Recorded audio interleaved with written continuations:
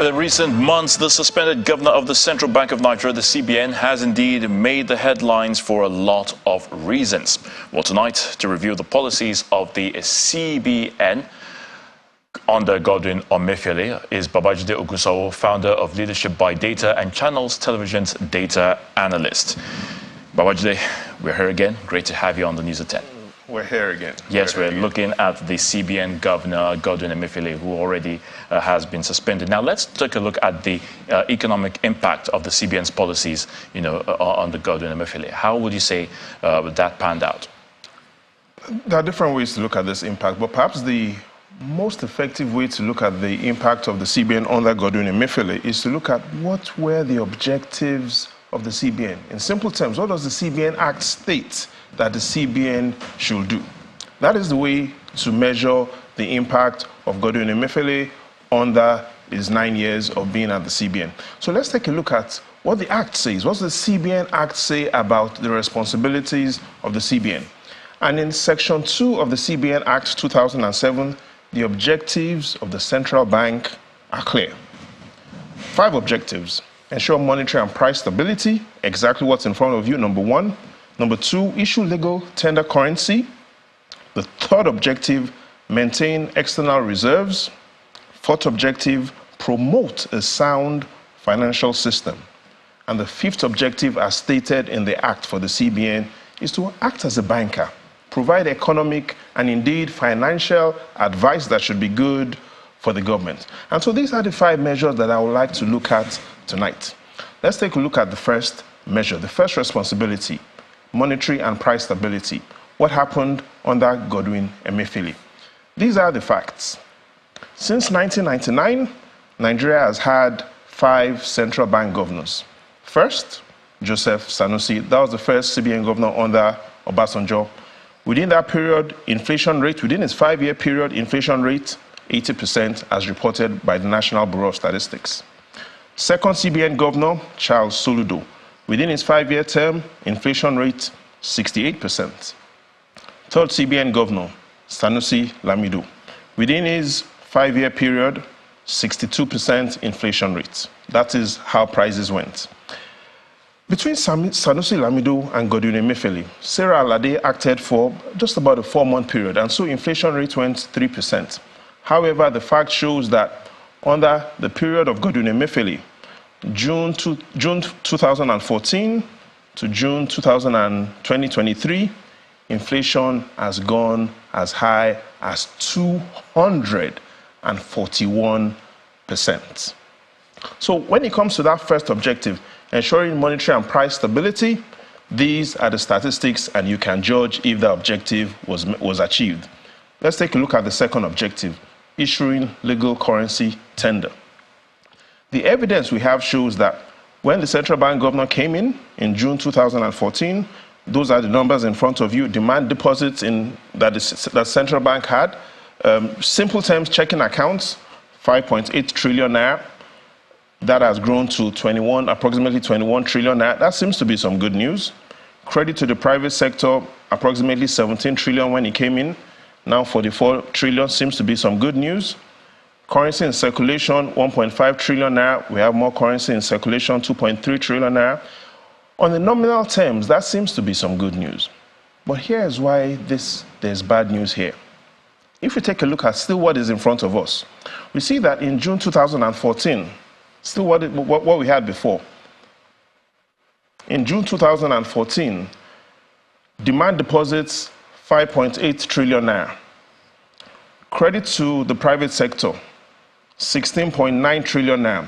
In simple terms, if we still had focused on that previous information that was in front of us, in simple terms, credit to the private sector was more than triple demand deposits.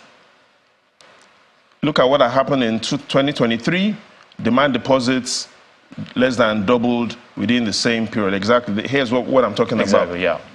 So what I mean is, in 2014, demand deposits, 5.8 trillion naira. Credit to the private sector, 16 trillion naira. So what you see that is that the credit to the private sector, which is what businesses want, was more than triple the value of demand deposits. Now in 2023, We see that credit to the private sector is just a little about double what it's look at of demand deposits. In simple terms, private sector businesses would prefer to be in 2014 compared to 2023. Now, let's take a look at the external reserves situation, which is the third point stated on the objectives of the central bank. And if we take a look at the external reserves, because that's a critical point where a lot of people talk about. Nigeria has had 12 central bank governors. External reserves has risen from 5 of these governors, declined in 7 of these governors' terms. But here's what you notice. The top performing governors, Chukwuma Soludo, Abdulkadir Ahmed, and Joseph Sanusi, we see Chukwuma Soludo leads across all. External reserves went from $10 billion to $44 billion under Chukwuma Soludo, number 1. Number 2, Abdulkadir Ahmed. External reserves went from $858 million to $7.6 billion.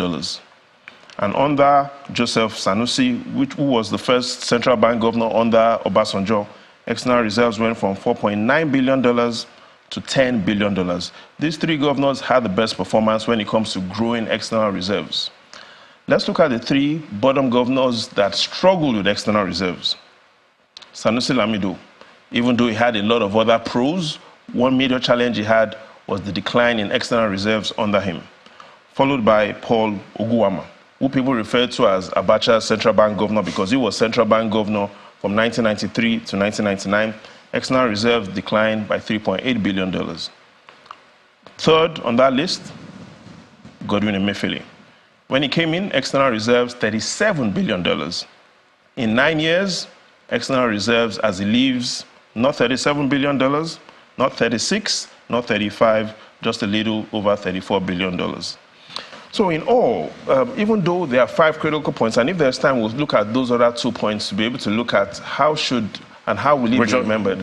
Which, of course, I was going to talk about now. How easy or difficult will it be for the next CBN governor, when he gets the job, he or she? Clearly not easy. Clearly not easy. Let's look at how difficult it will be. And if we take a look at, and one of the ways to look at how difficult this task is to look at the financial system.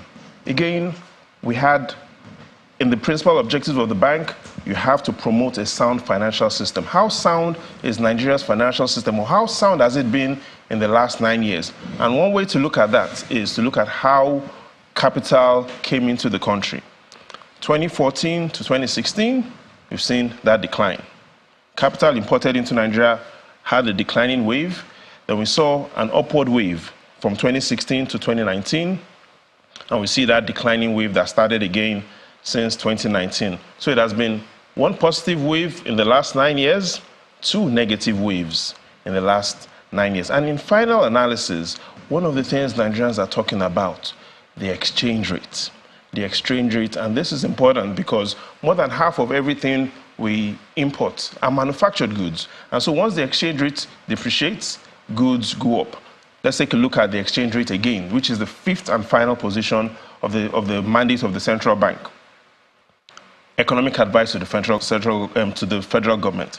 We see that when Godwin Emefiele came in, exchange rate availability for most Nigerians at the parallel market, it was 167 naira.